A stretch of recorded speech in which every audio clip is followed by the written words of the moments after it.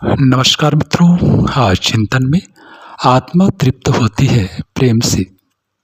यदि गहराई के साथ तथ्य तक पहुंचने का प्रयत्न किया जाए तो पता चलेगा कि आनंद का मूल स्रोत प्रेम ही है।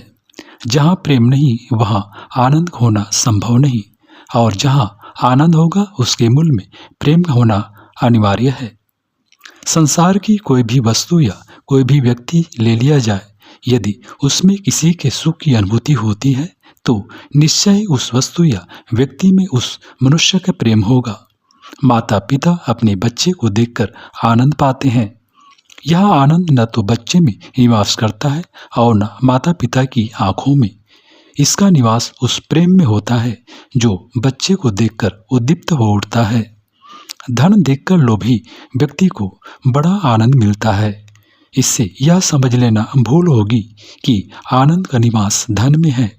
यदि ऐसा होता तो धन सबके लिए ही आनंद का कारण होना चाहिए था, जबकि ऐसा होता कभी नहीं। एक निष्प्रिय व्यक्ति को न तो धन का भाव आनंद देता है और न अभाव दुख। धन को देखकर लोभी को आनंद होने का कारण यही होता है कि उससे उसे प्रेम होता है। यह धन के प्रति प्रेम का ही कारण है कि धन पाकर लोभी को उतना ही आनंदित होता है जितना दुख उसके चले जाने पर होता है। इसी प्रकार कोई भी व्यक्ति अथवा वस्तु क्यों न हो, यदि उसके भावाभाव में सुख होता है तो यही मानना पड़ेगा कि मनुष्य को उसके प्रति प्रेम है। दो मित्रों को ले लीजिए, उन्हें एक दूसरे को देखकर, मिलकर और परस्पर संपर्क में आकर बड़ा आनंद आता है। इसका एकमात्र कारण वह भी प्रेम ही है जो दूसरे के लिए उसके हृदय में रहा करता है। इसी प्रकार जब किन्हीं स्वार्थों अथवा भ्रमों के कारण एक दूसरे के प्रति वह प्रेम भाव नष्ट हो जाता है, तब यद्यपि व्यक्ति वही दोनों बने रहते हैं, किंतु आनंद की वह अनुभूति नहीं रहती जो एक दूसरे को देखकर होती थी।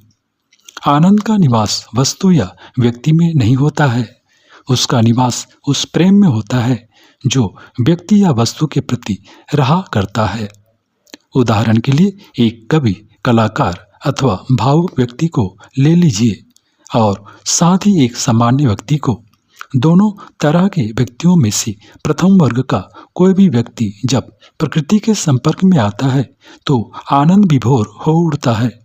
उसे फूलों का सौंदर्य, पक्षियों का कलरव, नदियों की कलकल, बादलों की उमड़ना, तारों का चमकना और चांद का निकलना आदि आत्मा विस्मित कर देते हैं, जबकि दूसरे सामान्य व्यक्ति को उनसे कोई भी आनंद और सुख नहीं मिलता।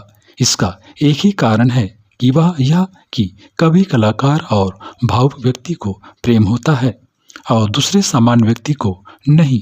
इसी प्रकार एक व्यक्ति ईश्वर का गुणगान सुनकर भाव विभोर हो जाता है, तन मन की सुध भूल जाता है, उसका हृदय गदगद हो उठता है, शरीर पुलक उठता है और आंखों से आनंद के आंसू बहने लगते हैं।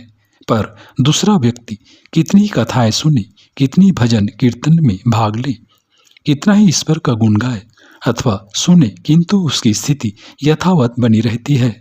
उसे कोई विशेष आनंद की उपलब्धि नहीं होती। इसका कारण यही होता है कि एक को ईश्वर से प्रेम होता है और दूसरे को नहीं। आनंद का निवास न तो कथा कहानी में है और न भजन कीर्तन में। इसका निवास तो उस प्रेम में होता है जो किसी को ईश्वर के प्रति होता है।